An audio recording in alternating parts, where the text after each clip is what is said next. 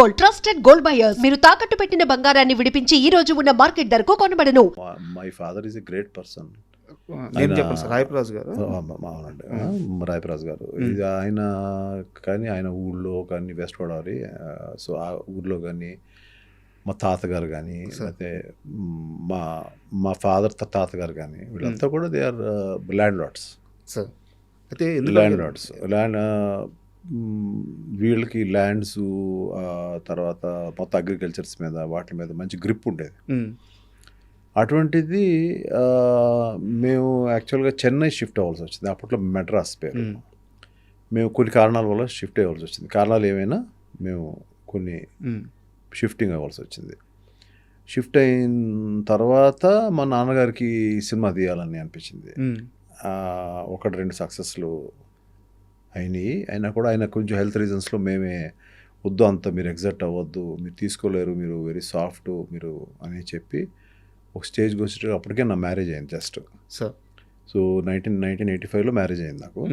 85 ఆ టైంలో just 1-2 years ముందు ఎప్పుడు చెప్పేసాం, వద్దు మీరు ఆ స్ట్రెస్ తీసుకోవద్దు, ఆ టెన్షన్ తీసుకోవద్దు.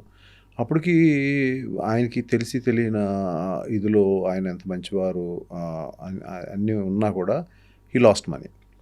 సో నేను బేసిక్గా నాకు అప్పుడే పెళ్ళయింది. సో ఆవిడ ఏంటంటే there is a family. So ఉండే అదర్ మెంబర్స్ అంతా ఉంటారు కదా. చేత మై బ్రదర్ చోజ్ జాబ్ అండి. నాకు సినిమా వద్దు, సినిమా అంటే భయం నాకు అని చెప్పి he chose a job. Now he's in a very good position, is doing a very big చేస్తున్నాడు, is doing some big business and all. So తను వేరే సెటిల్ అయ్యాడు. నేను ఇటు సినిమా ఇండస్ట్రీకి, ఇక్కడ మా నాన్నగారు ఏం పోగొట్టుకున్నారు, పేరు పోయి ఉండొచ్చు, కొంత పేరు పోలేదు. ఎందుకు పోలేదంటే పేరు చిరంజీవి గారితో 2 సినిమాలు చేశారండి. అందులో ఆడిని కూడా సినిమాలు ఆడలేదండి. ఆ 2 ఆడలేదు. బట్ చాలా ఫ్యామిలీ ఫ్రెండ్స్ అండి. అప్పుడు చాలా మందికి తెలియని విషయం ఏంటంటే మేమందరం వీఆర్ వెరీ క్లోజ్ యాక్చువల్లీ. అది మేము చెప్పుకోం, బయటకు చెప్పుకోం. చాలా ఎర్లీ స్టేజ్లో కదా sir Chiranjeevi early stages, just starting stage. So అట్లా మా నాన్నగారు పేరు పోగొట్టుకోలేదు, ఉన్నాయన్నీ అమ్మేసి ఇచ్చేశారు. అంటే మనం అప్పు ఉండకూడదు, లేకపోతే ప్రాబ్లం ఎవరైనా నా వల్ల ఇబ్బంది పడిన వాళ్ళకి వెనక్కి ఇచ్చేయాలి అనేది ఇచ్చారు. అక్కడ మేము కూడా అసలు ఎందుకు అలా చేయాలి, ఏదో వాళ్ళకి ఎగ్గొట్టేద్దాం, ఇవన్నీ మాకు ఉండవు కదా ఆస్తులు, ఆ మాట మేము ఎవరు మాట్లాడలేదు సార్. నాతో పాటు నా వైఫ్ అప్పుడే క్లోజ్, తను కూడా ఒక్క మాట మాట్లాడలేదు. అయినా కూడా ఆయన పరువు బాగుండాలనే ఉద్దేశంతో అన్నీ. So we were in a bad position. అప్పుడు ఆ టైంలో నేను అదేదైతే లెగసీ ఉందో ఆ లెగసీని అందుకున్నాను ఇమీడియట్గా. సో అక్కడి నుంచి మెల్లమెల్లగా నా కెరీర్ స్టార్ట్ అయింది. అంటే ఎందుకు అడిగాను సార్ ఈ ప్రశ్న, నాకు నేను చేసుకున్న రీసెర్చ్ నాకు తెలిసింది ఏంటంటే కొన్ని వందల ఎకరాలు జమీందార్ అంటే ఒక రాజు కుటుంబం లాంటి ఫ్యామిలీ ఎందుకు మద్రాసు వెళ్ళాల్సి వచ్చింది అయితే నాకు తెలియదు. బట్ అక్కడికి వెళ్ళినాకైతే కొంత ఆర్థిక సమస్యలు ఎదురైనవి అని చెప్పి తెలిసింది అనమాట. ఇంత ఆస్తుల్ని 100 ఎకరాలను ఇక్కడ వదిలేసి మద్రాసుకి ఎందుకు వెళ్ళారు తెలుసుకోవడానికి అడిగాను. అంటే యాక్చువల్గా మా sister she cannot speak, okay, she cannot here అండి సార్. సో మా ఫ్యామిలీ అంతా కూడా తనకి ఏదన్నా చేయాలి, బికాజ్ అది చాలా ఇబ్బందికరమైన స్టేజ్ అండి. She cannot hear, she cannot speak అనేది. సో తనని స్కూల్లో, అక్కడ స్కూల్ ఉంది, okay, deaf and dumb school ఉంది, ఇప్పటికే ఉంది అది. ఆ స్కూల్లో చేర్పించి ఏదో ఒకటి చేయాలి అని అలా ఆవిడ వదిలేకుండా ఏదో ఒకటి చేయాలి అని చెప్పి మా నాన్నగారు చేసిన సంకల్పం అది. అందువల్ల మేము అక్కడ షిఫ్ట్ అయ్యాం సార్. ఆ షిఫ్ట్ అవడంలో ఆయనకి బోర్ కొట్టి సినిమా తీశారు అది మ్యాటరు. ఓకే. సో ఇప్పుడు మా సిస్టర్ షీఈ్ సెటిల్డ్, షీఈ్ అప్పట్లోనే మ్యారేజ్ అయిపోయింది. And her son is doing very well, he's in US now. వాళ్ళకి మ్యారేజ్ అయిపోయి పిల్లలు. సో అప్పుడు ఆ రోజు మా నాన్నగారు తీసుకున్న డెసిషన్ వాజ్ రైట్. చిన్నప్పటి నుంచి మీరు పుస్తకాలు కానీ, నవలలు కానీ, కథలు కానీ ఏమన్నా బాగా చదివేవాళ్ళ? చదివేవాడినండి. ఎక్కువ స్కూలు కాలేజెస్కి వెళ్ళినప్పుడు కూడా ఈ చిన్న చిన్న పుస్తకాలు ఉండే చూడండి, అదేంటి రోడ్డు మీద ఉండేవి, అది ఉద్వేగంగా ఉంటాయి, దాన్ని ఏమంటారు, అది ఒక ఇన్వెస్టిగేటివ్ అవునవును బుక్స్ ఉండే, అవును, నావల్స్ అలాంటివి కొంచెం ఇంటికి తెచ్చుకొని చదివేవాడిని. మా నాన్నగారికి తెలియకుండా చదివేవాడిని. ఎందుకు ఈ ప్రశ్న అడిగానంటే ఈ బుక్ రీడింగ్ అలవాటు లేని వాళ్ళు సినిమాని చూసి గమ్ముగా బయటకు వచ్చేస్తారు. ఎక్కువ ఆలోచించలేరు. మీరు ఒక సినిమాని చూసి, చిరంజీవి గారి ఒక సినిమాని చూసి అదే సినిమా కథని జస్ట్ క్యారెక్టర్స్ మార్చి వెంకటేష్ గారికి బిగ్గెస్ట్ హిట్ ఇచ్చారు. అది మీకు అంటే ఎలా ఆ క్యారెక్టర్లను మారిస్తే ఇంకో కథ వచ్చేస్తుంది. ఈ ఈ పేరు మైండ్ కూడా చెప్పండి, పర్వాలేదు. చట్టానికి కళ్ళు అనుకుంటారు. చట్టానికి వెళ్ళి నాకు చాలా ఇష్టమైన సినిమా. అదే సినిమాని మీరు శత్రువుగా మార్చారు. అది డైరెక్టరు ఇప్పుడు ఇవాళ సీఎం అయిన విజయ్ గారి ఫాదరు. అవును. సో నేను చాలా యంగ్, అది చూసినప్పుడు చాలా ఇన్స్పైర్ అయిపోయాను. అంటే ఒక సిస్టరు అంటే అక్క, తమ్ముడు ఎంత ప్రేమగా ఉంటారో. తమ్ముడు కొంచెం రిఫ్రాఫ్ తిరుగుతూ ఉంటాడు.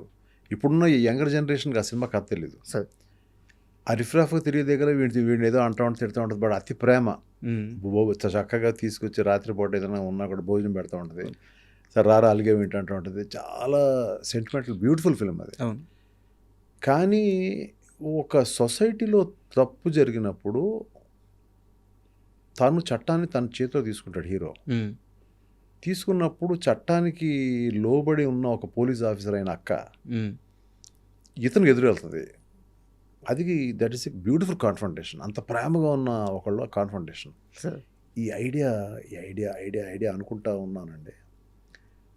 కొన్ని ఇయర్స్ చేసిన తర్వాత ఎక్కడో నేను కోడి రామకృష్ణ గారు కలిసి ఒక సినిమా చేద్దాం అనే మూడ్లోకి వచ్చిన తర్వాత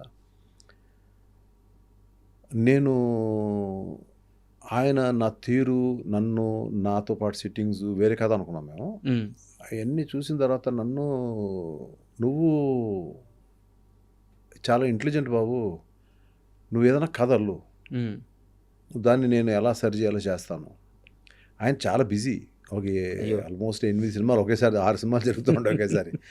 ఆ ఇదిలో ఆయన్ని నేను అనుకున్నాను, నన్ను పక్కన పెట్టడానికి ఏమైనా ఇలా నాకు అప్పచెప్పేశారు అనుకున్నాను. కానీ అదే హెల్ప్ అయింది. అప్పుడు నాకు ఒక థాట్ వచ్చింది. ఇక ఒకళ్ళిద్దరు ఫ్రెండ్స్ ఉండేవారు నాతో పాటు, కొంచెం సినిమా నాలెడ్జ్ ఉన్నవాళ్ళు. వాళ్ళతో పాటు కూర్చున్నప్పుడు నేను అది టక్కన గుర్తొచ్చింది. చట్టానికి కళ్ళు నచ్చింది. అది కాదు మన కథ, అది కాదు కదా. ఆ క్యారెక్టర్లు తీసుకుని మళ్ళీ అక్క చెల్లి ఏంటి, ఇద్దరిని ఇష్టపడిన లవర్స్, వాళ్ళు ఎలా ఒకేసారి డిగ్రీ చదివారు, వాళ్ళు ఎంత ప్రేమగా ఉన్నారు. వీడికి ఆ హీరో క్యారెక్టర్కి కనుక డబ్బులు లేకపోతే ఈ అమ్మాయి డబ్బులు అడ్జస్ట్ చేసేది. అంటే ఒక బ్యూటిఫుల్ సీక్వెన్సెస్ అన్నీ తీసిన తర్వాత ఒక దగ్గర ఎక్కడో వచ్చేటప్పటికి ఇలాంటి ఒక సిచ్యువేషన్ హీరోకి ఎదురైనప్పుడు, చట్టాన్ని తన చేతిలో తీసుకున్నప్పుడు ఆ అమ్మాయి పోలీస్ ఆఫీసర్ అవుతుంది. ఆ టైంలో తను ఇద్దరికి మధ్యన క్లాష్. కానీ ఇదంతా కూడా అమ్మాయి రియలైజ్ అయ్యి ఆ క్యారెక్టర్ని విజయశాంతి గారు వేశారు, ఈ క్యారెక్టర్ని వెంకటేష్ బాబు వేశారు. శత్రువు. అవును. Block buster hit. అమ్మో, నా ఫస్ట్ మూవీ. ప్లస్ ఇంకా దాని గురించి అంతకంటే ఎక్కువ చెప్పే కంటే, సో అక్కడ ఉన్న అక్క తమ్ముళ్ళని ఇద్దరిని లవర్స్ చేసేసాను. మిగిలిన కథ వేరు. అవును. మిగిలిన కథ చంపడాలు కానీ, లేకపోతే సీన్లు కానీ, లవ్ సీక్వెన్సెస్ కానీ అన్నీ వేరు. అవును. అయితే ఆ సినిమాలో ఒక బ్యూటీ ఏంటంటే, టైటిల్ కార్డులో ఒక ఫ్రేమ్ ఉంటుంది, ఎండ్ కార్డు ఫ్రేము అదే. విలన్ని చంపిన తర్వాత వెంకటేష్ గారు నేను గెలిచాను, ఇది నా విక్టరీ, ఇది నా తీర్పు అని చెప్పి ఇట్లా చేసి అరుస్తూ ఉంటారు. అదే షాట్ని తీసుకొచ్చి మీరు టైటిల్ కార్డుకి వాడారు.